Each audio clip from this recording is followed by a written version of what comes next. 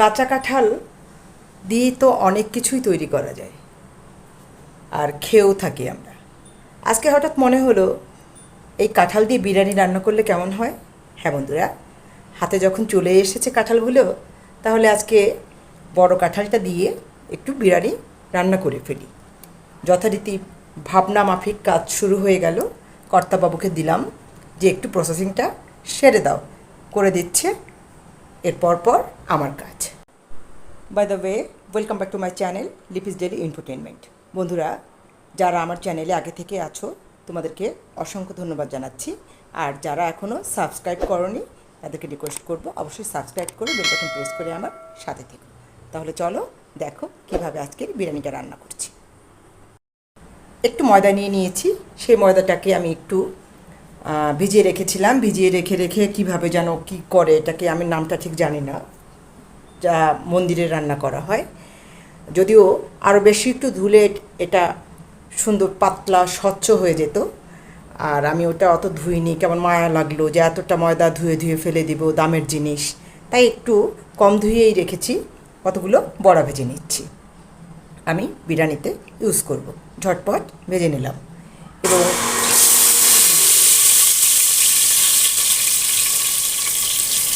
দারচিনি আর এলাচ, 4-5টা এলাচ আর দারচিনি একটু মুখ ফাটিয়ে দিয়েছি।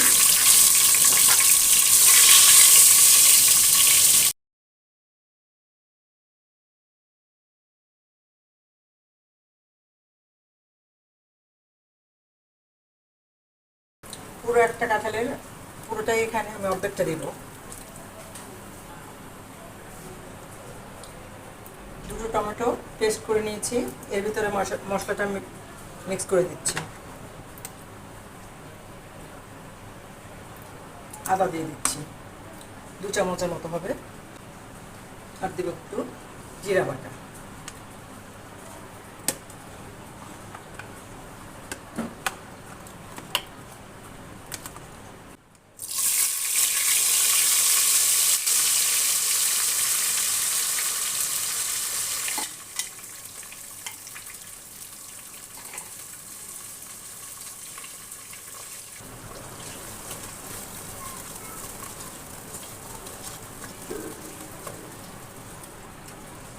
দিয়ে দিব 3 টেবিল চামচ দই, টক দই।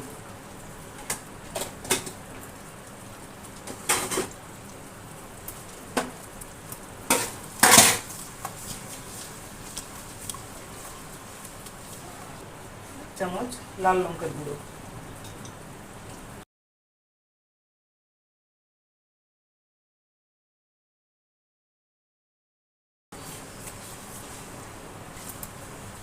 মশলাটাকে খুব ভালো করে সময় নিয়ে একটু কষিয়ে নেব, মানে এর কাঁচা গন্ধটা না যাওয়া পর্যন্ত আমি রান্না করতে থাকবো।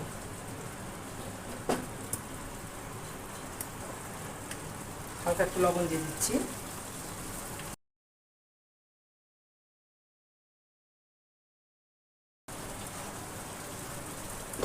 সময় লাগবে বন্ধুরা। মশলা থেকে তেল ছেড়ে দিয়েছে, তার মানে কষানো হয়ে গেছে। এবার যে কাঁঠালের ইঁচড়গুলোকে একটু বড় বড় করে কেটে নিয়েছি, বিরিয়ানি বলে কথা,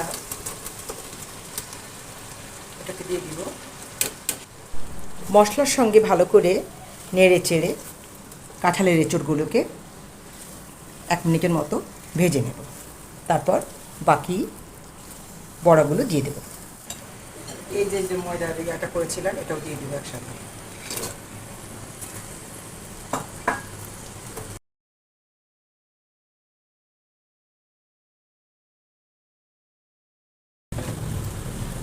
আর তেল এড করে দিচ্ছি, তেল একটু বেশি লাগবে, প্রায় এর 1 বাটি মতো তেল দিয়েছে।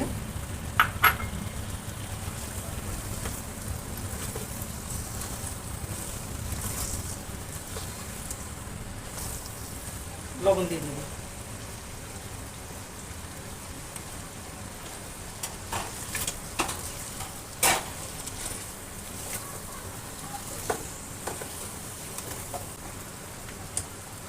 দিয়ে দিব ঘি, 2 চামচ হবে, টেবিল চামচ দিয়ে দিলাম।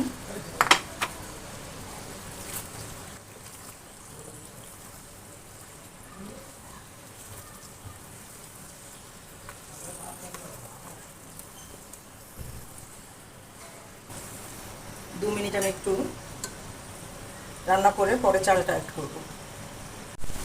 2 মিনিট পরে আমি চালটাকে 1 ঘন্টার মতো ভিজিয়ে রেখেছিলাম, চালটা দিয়ে দেব।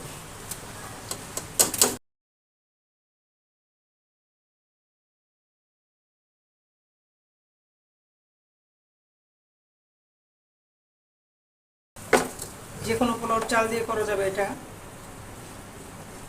বাসমতি চাল দিয়ে করা যাবে, আবার আমি আজকে যেমন করেছি বেগুন বেচি চাল দিয়ে, এটাও পোলাওর চালের আরেকটা প্রজাতি, খেতে কিন্তু একদম পোলাওর চালের স্বাদে হবে।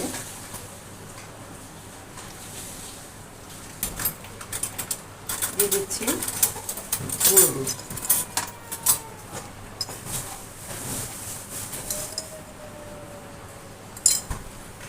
3 টেবিল চামচ।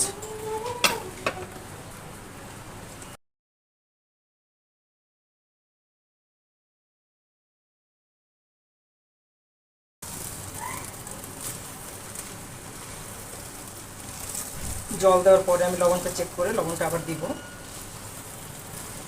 এঁচড়ের লবণটা দিয়েছিলাম।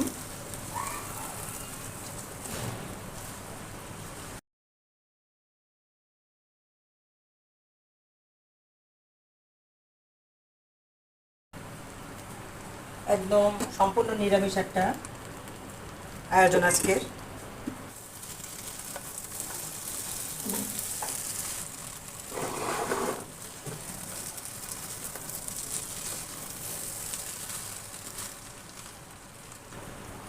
হাই ফ্লেমে রেখে 2 মিনিট ভালো করে ভেজে নেব। এবার জল দিয়ে দেবো বন্ধুরা। আমি এখানে 1 কেজি চাল নিয়েছি।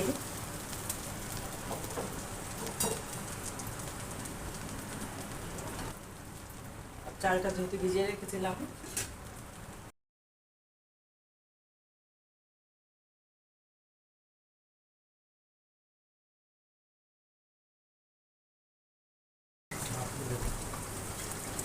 ফুটন্ত জল দিয়ে দিলাম 4.5 কাপ, মানে পুরো 4 নয়, মানে এই পর্যন্ত রেখেছিলাম, আমি পুরোটা দিইনি। বন্ধুরা, ভিডিওটি যদি ফেসবুক পেজ থেকে দেখো অবশ্যই পেজটিকে ফলো দিয়ে সাথে থেকো, ঠিক আছে? এবার কিছু মশলা অ্যাড করব। লিকুইড দুধ দিয়ে দিচ্ছি 1/2 কাপ,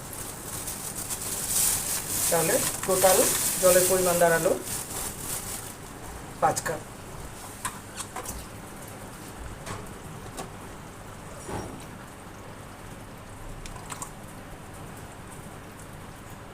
চিনি দিয়ে দেবো 3 চামচ।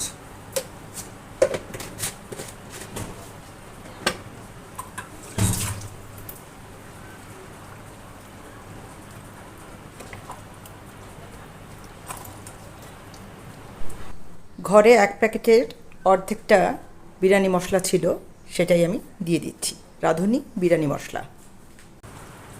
আর এই বিরিয়ানি মশলা রাঁধুনি ইউজ করেছি আমি, তোমরা ঘরে বানিয়েও নিতে পারো।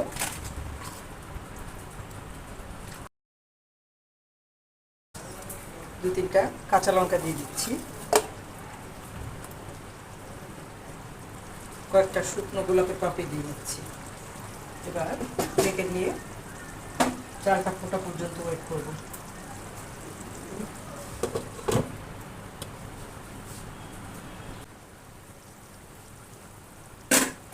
সামান্য একটু লবণ দিতে হবে মনে হচ্ছে বন্ধুরা, খেয়াল ছিল না।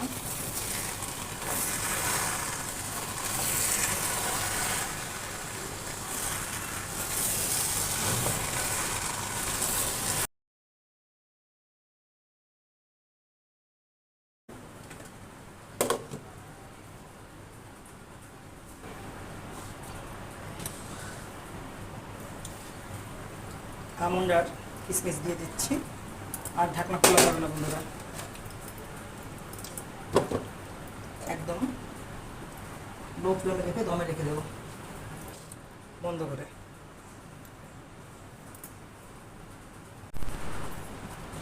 5 মিনিট পরে ফিরে এলাম, দেখি কি অবস্থা হয়েছে। উল্টা পাল্টা দিতে হবে।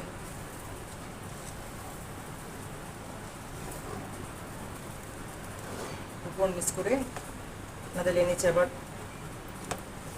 লেগে যাবে। যেহেতু আমি কোনো প্যান বা কোনো কিছুর উপরে দিইনি, দমটা সরাসরি আগুনের তাপে বসিয়ে দিয়েছি।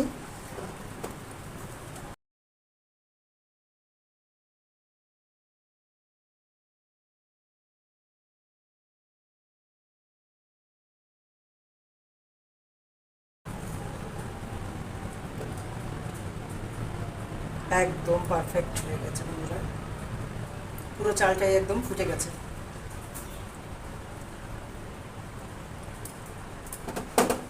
তারপর আরও 1 মিনিট আমি ঢেকে রেখে কুক করবো, তারপর নামিয়ে নেব। কেমন লাগলো বন্ধুরা আজকের এই বিরিয়ানি রান্না? রান্নার স্বাদ কিন্তু অসাধারণ হয়েছিল। খাওয়ার পরে বুঝলাম, নিজেও এক্সপেক্ট করিনি এতটা টেস্টি হবে। আশা করি রান্না করে খেয়ে দেখবে আর লাইক কমেন্ট শেয়ার করবে, ঠিক আছে? আর যে সকল বন্ধুরা এখনও সাবস্ক্রাইব করতে ভুলে গেছো, সাবস্ক্রাইব করেই উঠতে পারোনি, তাদেরকে আবারও রিকোয়েস্ট করব সাবস্ক্রাইব করে বেল বাটন প্রেস করে আমার সাথে থেকো।